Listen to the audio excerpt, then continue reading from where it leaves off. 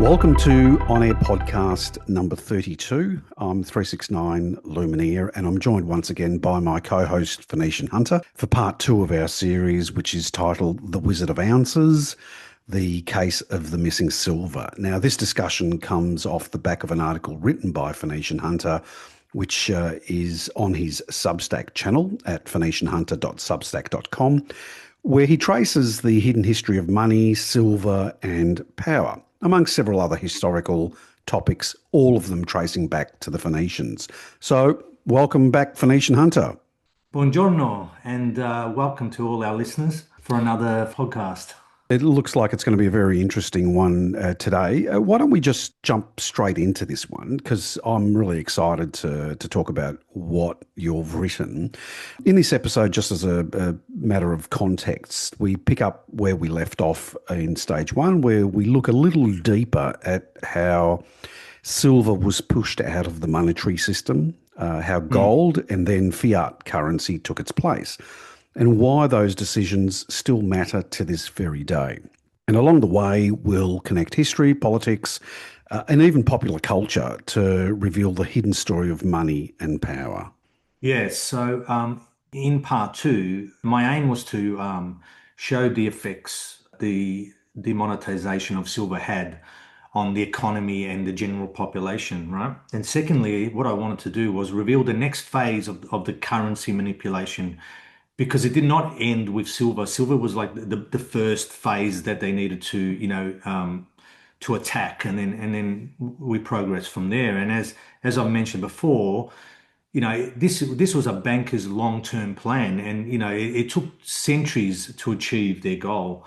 They're very patient with their schemes. So we discussed in part one how the Act of 1873 by Congress put an end to the minting of silver coins and introduced a single gold standard. Now, this decision really hurt the purchasing power of the common people, the miners, the workers, the farmers, which, made up the majority of the population. And this was a leading factor as well in the 1873 financial depression or panic, which devastated the lives and prospects of many ordinary Americans. Oh, right out of the blocks. What a great start. Thank you. Yeah. But first, let's maybe bring everyone up to speed in terms of, you mentioned the Panic of 1873, and we discussed that in part one. That was essentially a global financial crisis that initially began in Vienna and then spread to Berlin, London, New York, all the big cities. And they were three powerhouses at the time.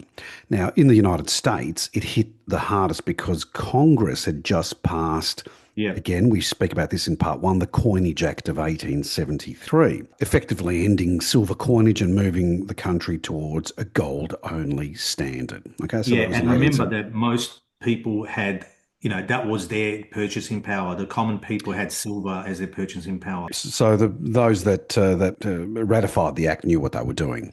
So Yeah. as a result, banks collapsed, railroads went bankrupt, unemployment spiked, all these after effects of something like this. And what followed was known as what is known today as the Long Depression, and that lasted well into the 1890s. So from 1873 right through to the 1890s. And as you've mentioned earlier, for farmers, for miners, and for working families, it wasn't just another panic. It wasn't just a global recession. It was generational setback. And this is what we discussed in part one, how times haven't changed, right? Yeah, exactly. And these panics or depressions, I love how they use that word panic, like it's Yeah. nothing serious. It's just a slight panic. Panic. Yeah. Yeah. They downplay it with the language. Yeah. Spells. Remember your book. Yeah, and they don't occur by chance. These panics they are Yeah. caused by the policies and actions of these merchant bankers, which then get passed into law by Congress, as we discussed in part one how they pay them off basically. So yeah, and many people may be oblivious to this, but a lot of popular literature, television, music, and especially Hollywood films have a hidden or occult message or theme running through them, right? A lot of people miss this stuff. And some researchers have argued that, the book, The Wonderful Wizard of Oz, concealed clever allegories between, the imagery and characters with the political and economic landscape of the late 1800s. Mm, Okay. It was trying to tell a bigger story, overlaid with a children's, fairy tale. sure. So, uh, also, and as a side, you mentioned that this depression lasted well into the 1890s. Something else happened around that time, and I just want to mention that this period, the late 1800s, is vital to understanding the conditions that we find ourselves in today. Okay, it really started from that point. This is my research is indicating. And it was when I believed that, the merchant bankers, predominantly from the city of London and their partners in America, New York, became the undisputed world money power, okay, at this Mm, time. And this is a period known as the Gilded Age. And I'm currently in the process of writing an article on it, which, connects a lot of unrelated, seemingly unrelated themes. And what you're discussing before, the 1890s, that long depression is when they fleeced the nation. All right. right. This is when they took control and they started creating monopolies and yeah, took control of all the wealth, basically. Yeah, well, look, that's great, and I'm actually looking forward to reading that one. As always, your articles have a very, very good theme throughout it, and again, it Mm, all ties back to the Phoenicians, as you've said. yeah. Um, let's get back to the topic at hand, and you did mention the Wizard of Oz, Yeah. and I'm glad you did because Baum, who published what was called or what is called The Wonderful Wizard of Oz in 1900. So this is, again, this will make sense as we go through this Yeah. discussion. It'll make sense why we're suggesting what we're suggesting or why you're suggesting. He published it in 1900, right after these economic battles over gold and silver. It's Yeah. not coincidental. So apparently, from the research that I've done, he was steeped into the political debates of the time, and the story quickly became one of America's first true fairy tales. As you said, they tied it up into a fairy tale for children. But many have argued it was also a coded reflection of the monetary struggles of the late 19th century. Now, we're not talking about what people have said about the Wizard of Oz. This is a lot deeper than that. This is based on historical evidence. What's interesting is that Hollywood later seized on this story. Just it was becoming the center of America's new film industry because the industry was burgeoning at that point. And some early commentaries on the movie even hinted at its monetary allegories, as you've just pointed out. Yeah, I'm not the first to point this out. Other researchers have made that connection as well.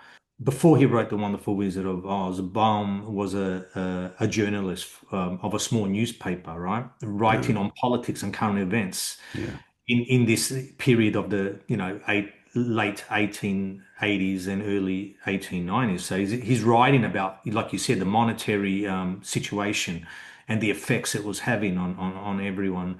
And this period also coincided with the formation of the what is called the Populist Party, who predominantly advocated for free and unlimited coinage of silver and gold, exactly as it stood right prior to the Act of 1873. So these people knew what was up. They knew the jig was up. That there was a hidden hand sort of forcing this issue, and they wanted to revert back to what it was. And this was a major issue at the time, right? I've got to stress that it was an issue, major issue, and also, a major issue for the 1896 presidential election. yeah. Okay, good point. Can I just explain? I'll interject just ever so briefly about the Populist Party, just to bring some context to this chat. Is that okay? Yeah, I think we need to. Okay, so the Populist Party was also known as the People's Party, and it emerged in the 1890s as a coalition of farmers and labourers who felt crushed by as I mentioned earlier, the banks, the railroads, and the gold standard. So Exactly. their platform called for the free coinage of silver. As you mentioned before, that was Mm. basically what the populace had. Okay. So the free coinage of silver, progressive income taxes, direct election of senators, and a more democratic control over government, as if the powers that be were going to let that happen. So at its Yeah. peak, it was a serious challenge to the two main parties. And as you've just mentioned, the 1896 election, their candidate, William Jennings Bryan, made free silver the centrepiece of his campaign. That's quite interesting. Yeah, and I think I read somewhere that they got, I think, 8.5 or 9% of the vote, which is big for, a Wow. party Yeah. that's a Yeah. new party Yeah. that's not a major party, right? So, but yeah, unfortunately, the party dissolved soon after, the election, and in I think they dissolved in 1909, so soon after the election. So Mm. this brings me to another point, and it sort of frustrates me because growing up in Australia, we're presented with this same sort of scenario where, I believe the real reason America, right, and the other English-speaking countries, Canada, Australia, New Zealand, have retained this two-party system for the Mm. for the majority of their history. There's been other parties, but like very minor, and they disappear overnight.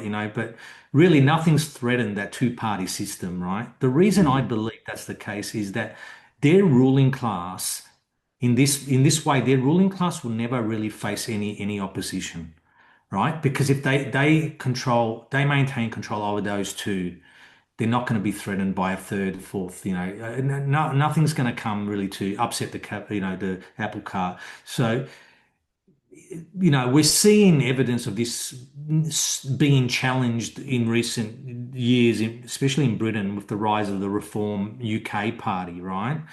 But even other people say that that's controlled opposition as well. But it does represent a new party dismantling the two-party system there. Because if you look at the latest polls, I think they're way, way ahead of both the Conservatives and Labor there. So That's Nigel Farage's yeah, yeah, exactly. I party. mean, we'll leave this for another time Of because we could course. talk about this forever. But Sure. um, yeah, it saddens me, disappoints me that the people in those nations don't have the mindset to sort of really develop another party and actually give it back in and trust. It's not part of it hasn't been part of their tradition. Yeah. It is in Europe. Like another example is in Germany, the AfD. They came out of nowhere and they're leading the polls there. Same thing in Italy with Fratelli d'Italia. They came out of nowhere and all of a sudden now they're leading. Mm. That's very rare to happen in the English-speaking world. And I think it's because of the system is controlled by, that ruling class. They've got a grip on it and they don't want to change that. Sure. They won't allow it. Getting back to what we were talking about and the symbolism in Oz, like I said, there are many theories and interpretations by a lot of different researchers, and we won't go into them all here. Mm. And I'll just discuss a few that I mentioned in my article. But I was mostly interested in the connections to the monetary system. That's what interests me here, right? So for example, in the book version, Dorothy wears silver shoes, not ruby slippers, which was changed for the film adaptation. And this is an obvious reference to the precious metal silver. And in this context, the yellow brick road, represents gold bullion. So they're walking along, the gold bullion road. Okay. And now, if we continue this theme, right, gold and silver are measured in what? They're measured in ounces, and OZ is the abbreviation for ounce, hence the title, The Wizard of Oz, right? That's a nice connection, and I'm sure that people listening to this podcast would have heard about that. But Yeah, here's a fun fact, right? So, as you've said, Dorothy wore silver shoes in the book series yeah. or the book, but the official explanation, from what I understand, is that the color was changed to ruby in pre-production by the screenwriter, and the screenwriter of the movie was a man by the name of Noel Langley, to apparently take advantage of the three strip Technicolor process, which was new at the time. Okay, well, that's what we're told. What I think this does is essentially shows us how symbols can be quietly altered to reshape meaning. And we even see it today in any, Yeah. Netflix series or any streaming service production, right? So in the book, Dorothy's silver shoes walking on the gold road, as you've said, symbolized the balance of silver and gold in the monetary system. So by changing them to ruby slippers for the film, the entire allegory was, let's say, softened, if not completely erased, for the Yeah. mass audience. It's a small, we know, it's a small but powerful example of how cultural symbols can be redirected. Yeah, and like I mentioned briefly earlier, Hollywood is experts on doing this kind of stuff, and when people point this out to you when you're watching a film, you won't notice, or most people won't notice the symbolism at first, but once it's pointed out to you, you notice it everywhere. It's in the imagery, in the language, everywhere. And what you mentioned about the ruby, the change to the ruby slippers, to me makes no sense at all because, Mm, all right, the color. They said they wanted to show off this new technology that they've, Hollywood or film had developed. But to me, the color is already added in the costumes and the sets, right? So that was more than enough to show off the new Technicolor of process. course. There was no need to change a fundamental aspect like the silver shoes, which, an Yes. important part of the story, because it also meant, right, you needed to change the script. Okay. So it's not just you're changing a color that is not important. You're changing something that is part of the script. Yeah. Okay. And reference to that is made a lot more in the book than it is in the film. Okay. Silver slip shoes come up a lot more in the book. Mm. All right. So, for me, for example, they could have changed the Dorothy's handbasket, right? That doesn't have any Significance or meaning. Yeah. significance, or even her dress. They could have made that a ruby dress, right? Mm. Then if they wanted to show off, if they say they wanted to show off this color, right? So because they didn't have any significance at all. So, it's pretty obvious what they were trying to do. Also, in the article, I've quoted a few curious lines from the book, right, regarding these silver shoes, like I mentioned, and very curious where they give away, some clues about what the power of silver, and when viewed, from the monetary perspective, it makes it quite clear that Baum was referring, it makes it pretty clear that he was referring to the precious metal, and that's why they had to remove that reference. Yeah, look, I completely agree. Look, from my perspective, I think the producers thought it may have exposed the significance of silver as money and didn't Yeah. want it to be so obvious. Again, Mm. this is all about veils, right? So, and it's funny the ending of the Wizard of Oz, how they lift the veil or pull back the curtain. So it's plausible. I think that perspective is plausible because in the 1930s, when the film was produced, the United States had just abandoned the gold standard and essentially confiscated private gold holdings under then President Roosevelt. And debates over monetary policy were obviously fresh and very sensitive. So, keeping the silver symbolism in plain sight may just have stirred controversy or remind audiences of struggles that the elites, let's call them the elites, wanted to move past. They just literally wanted to bury it. So ruby slippers were obviously safer. They dazzled on the screen without carrying any sort of political baggage.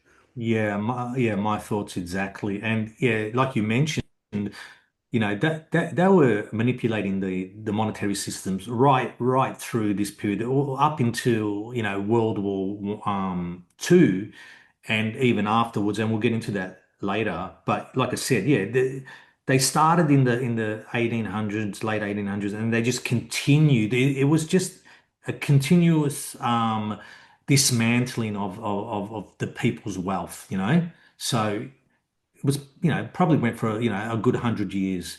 So back to the story of Oz, Mm. right?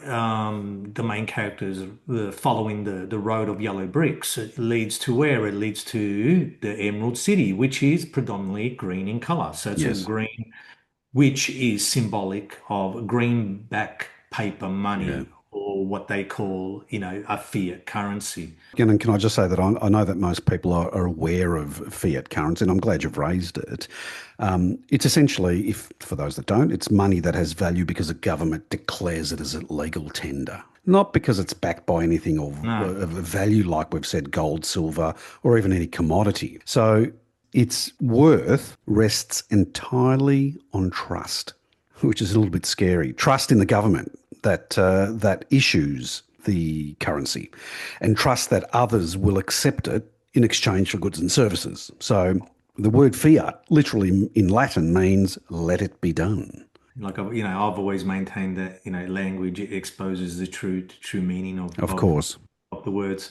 What you're saying there about the money and how it's backed by trust. Yeah, like I look at the American dollar, and that, and we'll get into this later, how it's the world's reserve currency. Pretty much it's backed by what? It's backed by military might, you Yeah. know, right? But even then, right, so it's backed by guns, but even then, it can't always be backed by that, because you need, like you said, trust. Because even if you got the guns, but people don't trust it anymore, that's where it falls apart. And I'm wondering now, looking at the world, and all these events that are happening around the world, it seems one important factor is consistent throughout the world, is that people are losing trust in their governments. Of course. So it's interesting you brought that up, because does that mean if people are losing trust in the government, that's gonna extend to the monetary system? So they're gonna lose trust in the money as well. And what they'll do is what? They'll bring out a new one and say, okay, you've lost trust in this. Let's move to whatever, digital, or it's just a So thought. it's actually a valid thought because it's the old adage of problem, reaction, solution, which we won't go into, but let's leave that at Yeah. that. Maybe let's come back to what we were talking about. Okay. Yeah. So, all right. Therefore, all right. The Emerald City, which is the fiat currency, is ruled by who? It's ruled by a wizard or spellcaster. Where I keep going on about the merchants. So the wizard to me represents the merchant, the spellcaster. So this wizard, what does he do? He uses his machine, behind the curtain, to create tricks and illusions, right? To fool the people into believing that, he is good, wise, and also very powerful, right? Mm. So people are scared of him, right? Yeah. So, this is exactly the same method used by the so-called government-controlled mass media, right? Yeah. So, the COVID operation shit show comes to mind, Of course. when I think of mass media controlled, because they created something out of nothing, in my Yeah. opinion, there, right? No, Okay, so, it's not just your opinion. yeah, so, there was just the wizard creating his what? Tricks and illusions to fool the people, Yeah. and and this also brings me up to, the etymology again, and it's no accident the word government means govern the mind, because the word mente means mind in Latin. So you got govern, control, mente, which is mind. Again, another nice little reference to language and etymology. And you run through the history of words like government, as you've mentioned in your book, and we talk about it in. I think it's our very first episode. We talk about your book and words and spells, and anyone can review your book on Substack. Is that right?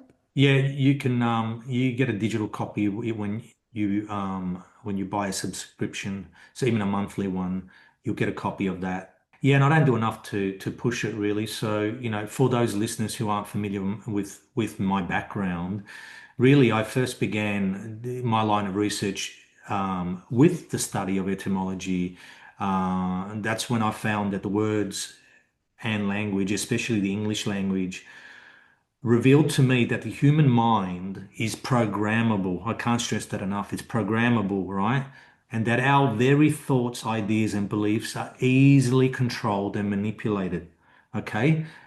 There's a reason why, the normies have the same fucking thoughts. Okay. There's no independent thinking there. Okay. It's all controlled. So I found, in essence, the human race is under a spell or spellings cast by this, what I call a merchant priest class. So, like you mentioned, people can refer to our first podcast if they'd like to know a little bit more about that. Yeah, look, it's podcast number one on this YouTube channel, but it's also relevant to read your book, or at least read an extract of the book, because you do go into detail. Thanks. Yeah. Now, anyway, we'll get back to what we're here to do. I picked up in your article a quote that you attributed to Noam Chomsky. Can I read the quote, if that's okay, just so I can Yeah. allow I you think I know to? the one you're talking about. Yeah. Okay.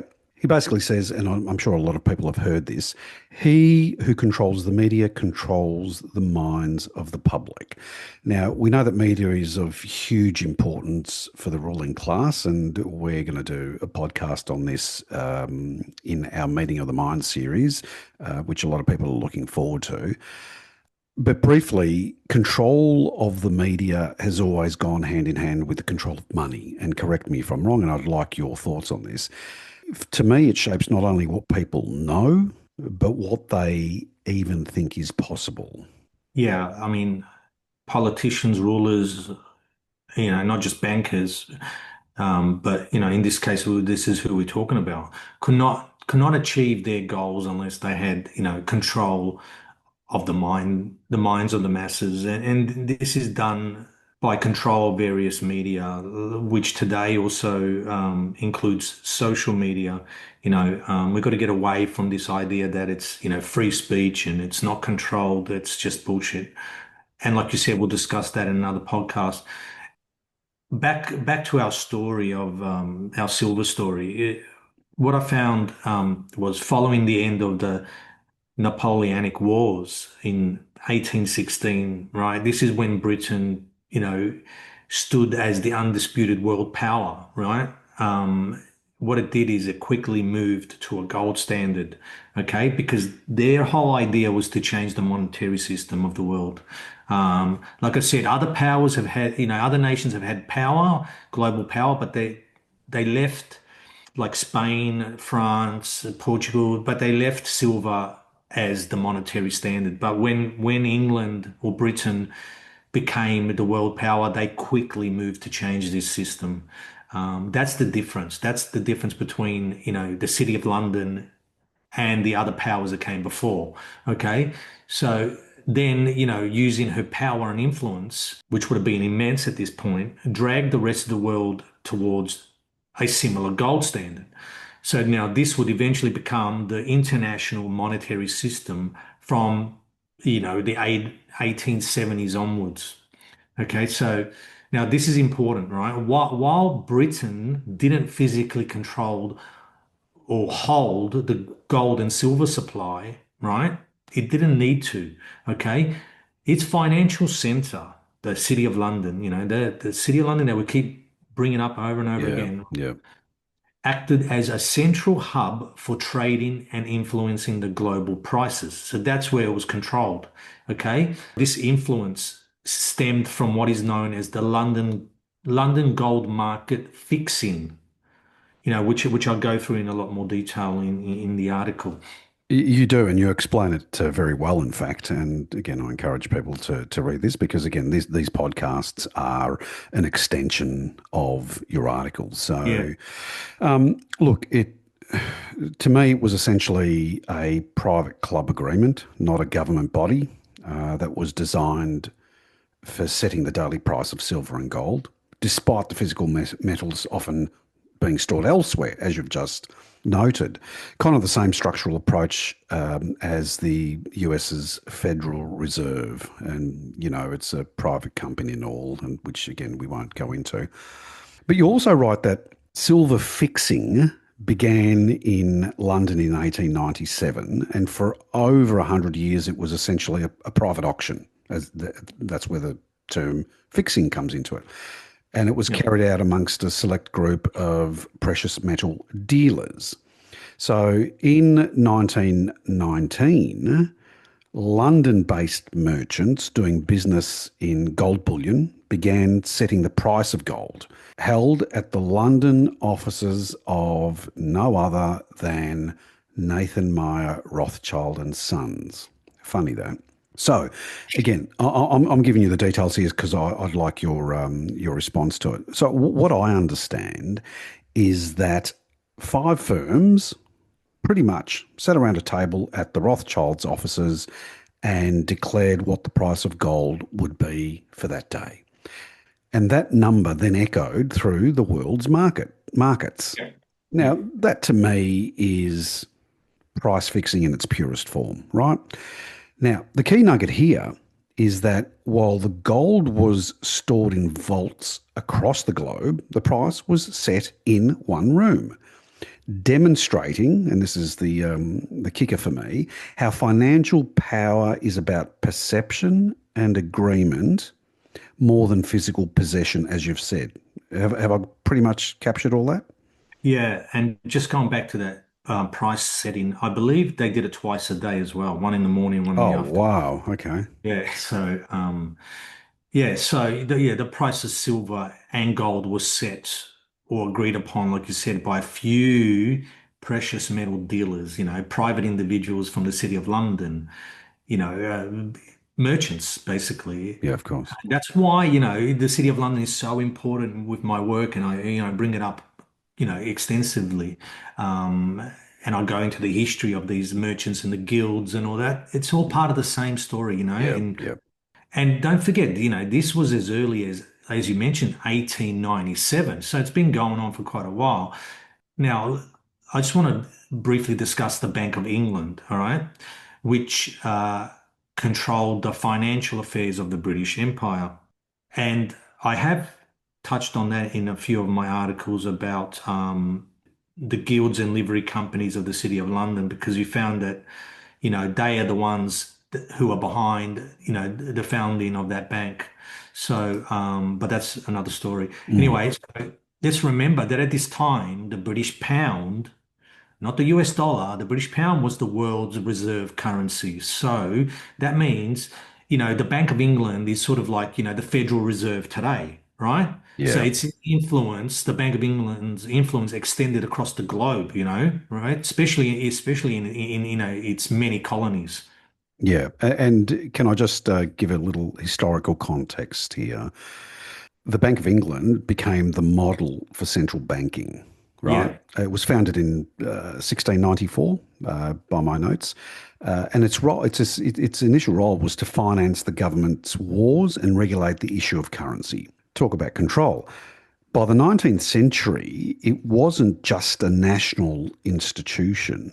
It was the financial heartbeat of the British Empire. So, while the gold fix was set by private firms, the bank's existence gave London the credibility and weight to make those fixes the global standard. Oh, this web that's being weaved. Yeah. They leave a trail too. It's just like, Yes, it's not invisible. You just but need to dig. And, but a again, lot of good researchers over the years have done that. do they leave it? Do they leave it by design? Do they leave it accidentally? Oh, I don't think it's no, I just accidental, don't to be think you honest. can hide it all. You Mm, can't. mm, mm. You can't hide all these things. So yeah, but behind the bank also stood another level of influence, which we'll get into. Yeah, And this at this time, right, according to the bank statute, it was restricted in its issue of currency, right, to gold-backed notes. Right. So what this means is only a certain limited amount of currency may be put into circulation without gold backing. right. Okay. Because at that time, remember, we're not on a fiat currency Yes, yet. yes, We're yes, we're yes. still on a gold backed currency, right?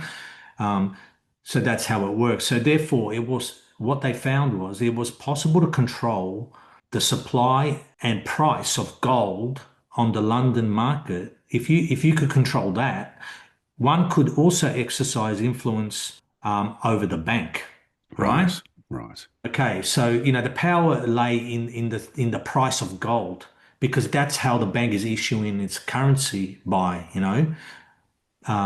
So this is why it was more important to control the supply and price of gold than the issue of banknotes. Yeah, and according to your article, the original gold bullion traders and refiners who set the price of gold or fixed the price of Yeah. the currency were Nathan Meyer Rothschild and Sons, who also supplied the chairman of this group, Mercator and Goldsmith, Pixley and Abel, Samuel Montague and Company, and Sharps Wilkins. And I know those names don't mean anything to anyone, but if they read your article, it will shed light.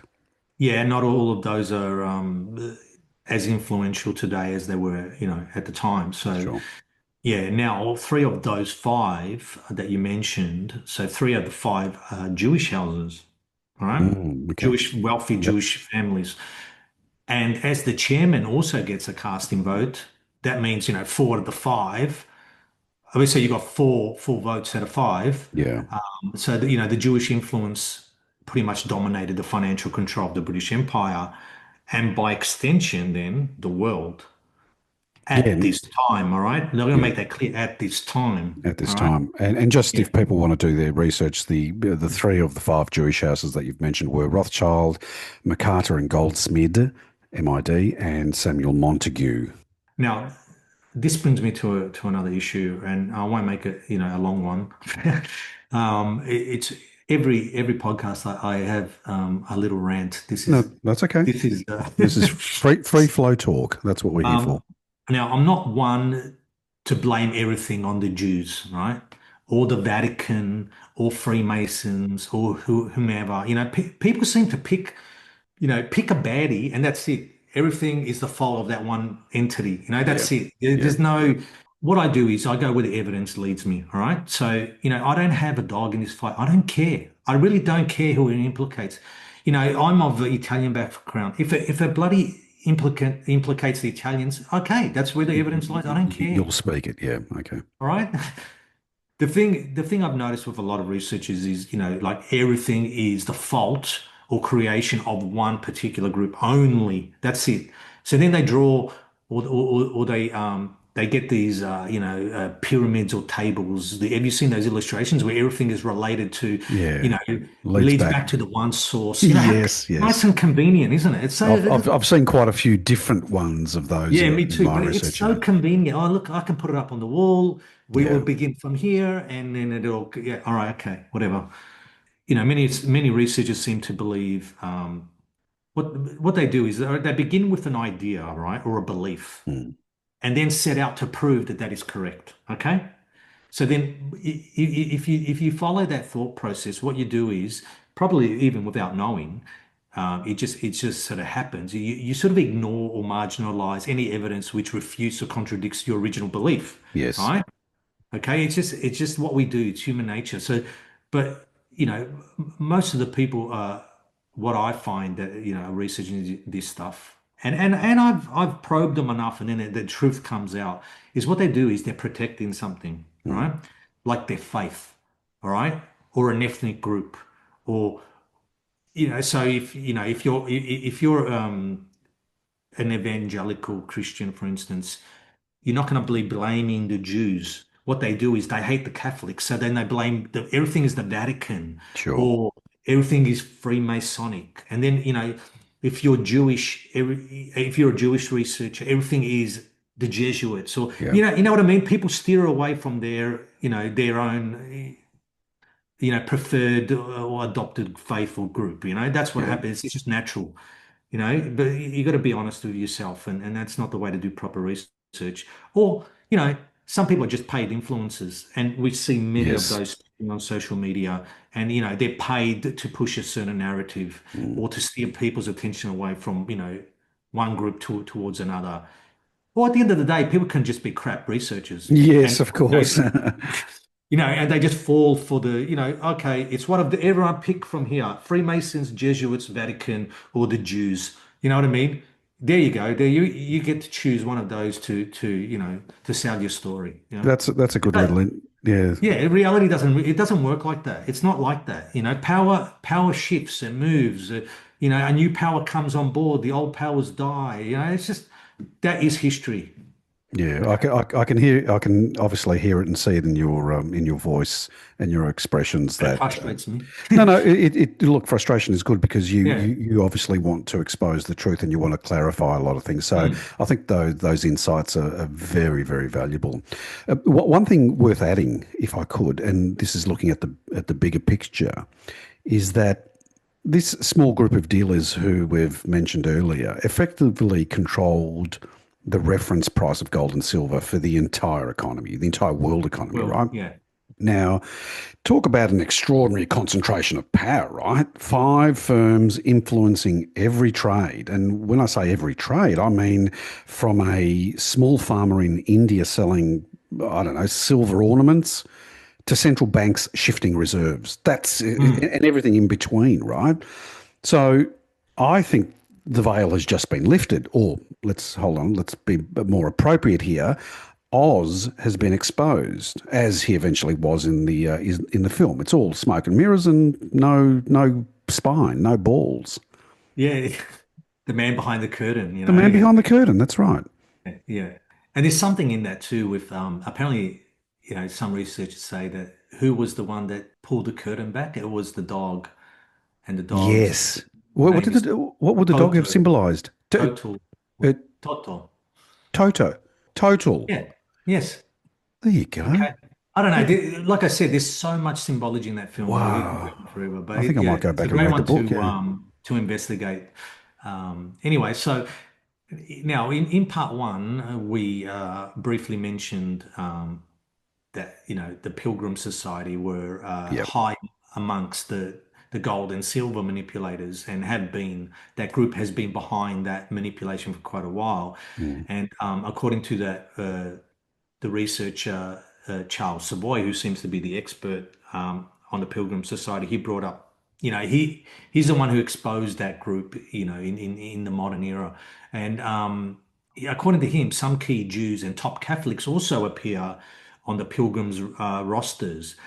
But according to him, so the majority, right, Mm. belong to the Anglican faith, or what we call the Church of England, Yep. which makes this group mostly loyal to the British monarch. Yeah. Okay, so when people say there's Jews involved as well and Catholics, he's saying yeah they are, but most of them are Protestant, or Anglican.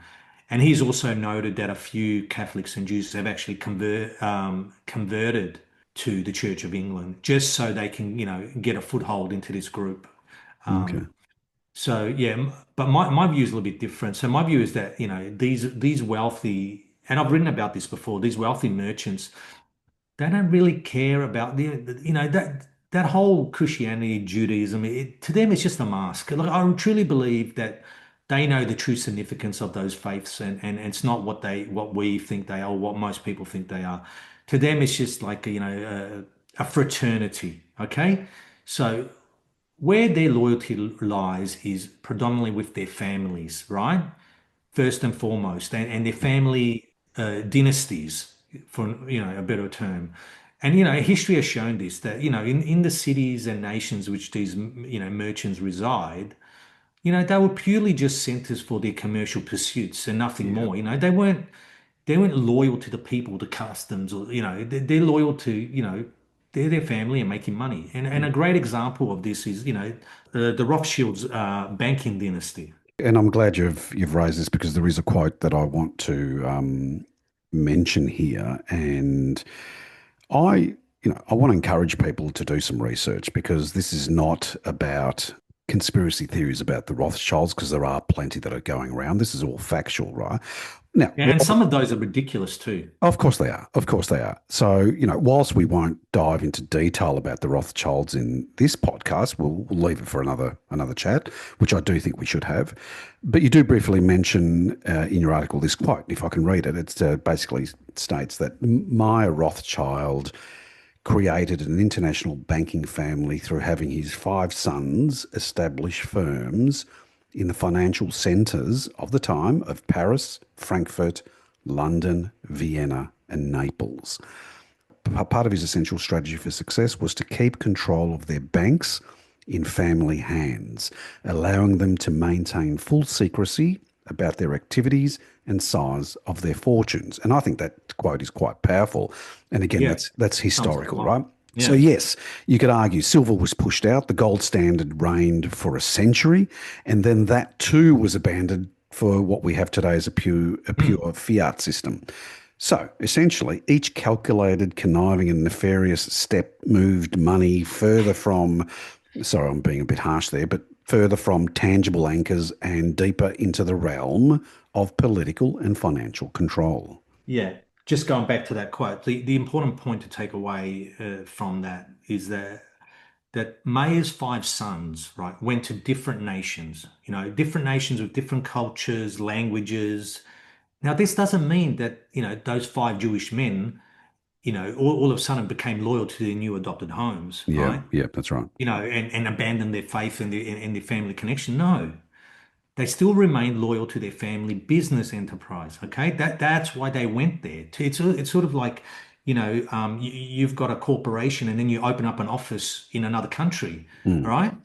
But the main office is still, the influence, the main influence, right? yeah, So, you know, and these international, what I call international family-based structures are nothing new. And I've written about this in my Substack, and it has been a custom amongst merchants, Jews or otherwise. We're not just talking about Jews here, right? yep, yep. You know, um, the Genovese did this, the Venetians, here you go. I'm pointing at the Italians. Okay. It's okay. Okay. Let's, yep, This has been a unbiased. custom. Yeah, it's been a custom amongst merchants. I've traced it back to since the days of the Phoenicians. If not even earlier. Mm, So, I've got an article on that where, it goes all the way back there. It's a similar structure employed today by, international mafia syndicates. All yeah, right. yep, Okay, they operate the same way. They're loyal to the family mm, structure and business mm, extended. They don't care where they are. They don't care. yeah, that's right.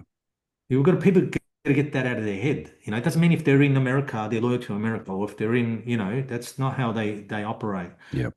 Now, if you recall, in part one, I mentioned this German element to this story, and I was asked by a few listeners what happened to this power base, or what happened to these Germans. Well, I'll explain it here briefly that although Germany may have eventually lost control of the trade and riches of the world to the British Empire, its merchant class, what it did, it simply transferred their family and wealth to a new host. Like I mentioned, that's what they do, right? So I believe that this Jewish slash German element that we discussed in part one are the same that dominated the silver mines under the Holy Roman Empire. Okay. What they did is they just simply moved and perhaps even changed names, because this is something that they do as well, right? Yeah. So if you've got a German name and you're moving to England, you want to make it sort of more Anglo sounding. This is an old trick and custom with merchants, Well, okay? look at the, just as a side note, look at the British monarchy. They've Yeah, gone from Saxon Coburg Gotha to the yeah, Windsors. yeah, exactly. This is just a method that they employ, right? Mhm. So this is what merchants do, and again, I've covered these quite extensively in my articles. So Yeah, yeah, that's and what happened to the Jewish German element, because they're merchants, and what they do is they just move. They yeah, move yeah. around. So for me, if I can summarize in literally in one sentence, after the merchants or these bankers demonetized silver, they put the world on a single gold standard and would eventually abandon that gold standard in favor of what we have today as the fiat currency. Yeah, correct. So, Britain officially ceased using the gold standard in 1931 and the United States in 1933. And then after World War II, we had a kind of semi-gold standard with the introduction of the Bretton Woods Agreement. But this was eventually abandoned by, President Richard Nixon in 1971. The Bretton Woods Agreement it wasn't just a monetary system, it was more an American led world order, let's call it. Because, by pegging currencies to the dollar and the dollar to gold, Washington then became the guarantor of stability, right? Yeah, exactly. So the Bretton Woods system meant basically, like you said, that the US dollar became the world's reserve currency. Right. Consequently, they became the world's ultimate power after that time. I mean, they destroyed the old world with World War II. You can understand that they destroyed the Yeah. old world, the old power, and Yeah. this is the emergence of the new power, which is the United States. So yeah, they And, dominate the monetary system and have done so until now. and that's why they say that a lot of the wars are purposely designed that way so they can either restructure the monetary system or Yeah, restructure something. Yeah, okay. or the power base, Or the power remove the base. power base. Yeah, Yeah, yeah, yeah, which is unfortunate. But look, the golden nugget for me, and yes, pun intended, is that it was as much about geopolitics as economics, right? yeah, So the system tied, I think, Western Europe and at the time Japan's recovery directly to American financial leadership. So when you said earlier Nixon cut the tide of gold in 1971, it wasn't just an economic shift. It was a declaration, essentially, that the US or the US's power base now rested on faith in its economy alone. Faith. yeah. And here we are today, Yeah, right? and we touched on that trust thing earlier. Yeah. Just going back to, so America became, like we said, the world power. But remember when I was saying about the merchants, a lot of the merchants that were originally in England then moved to America Mm. because they don't get affected by, the changing of the power and the destruction. They move. They Yeah. move just like the German merchants did, the Jewish ones and whatever, or, Venetian, you see this throughout history. They move so it doesn't affect them. What's intact for them is their family legacy and dynasty and their wealth. They hold on to that. You can have your oh, my nation is more powerful than the other.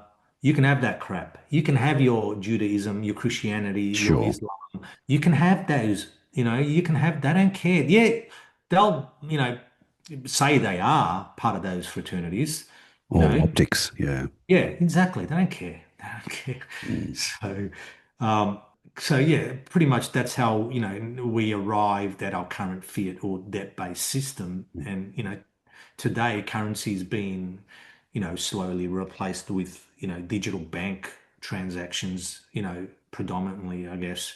So, I want to stress also a point that, the monetary expert Delmar made. So he makes this point that I reference in my article, and he says something like, It's not whether money is made of silver or gold, or in this case, paper or digital. What is vital is that the state and not the money changers, which are private individuals, control its issue. Mm. So, Okay. like we said earlier, that even though the Bank of England had the power to, print money, it could only do so based on, the value of gold and silver. So Sure. who's controlling its issue is more important Mm. than right? So this is what the merchants understood and why they wanted to take control, sorry, of coinage away from the monarchs and the state and to put it into their own private hands. And this is where, right at the beginning of our talk, we're mentioning the periods of money over the centuries. It was never in private hands. It was always either in, the control of the royalty or the state. And it's only been in private hands, or what we call this period of private coinage, since the modern era, the late 1800s. That is the major difference between now and most of our known history. What a great summary. And thank you for that. It's always good to hear your views. For me, the takeaway lesson of all of this is that and I'm sure a lot of people will agree with me here, is that money has always been about power.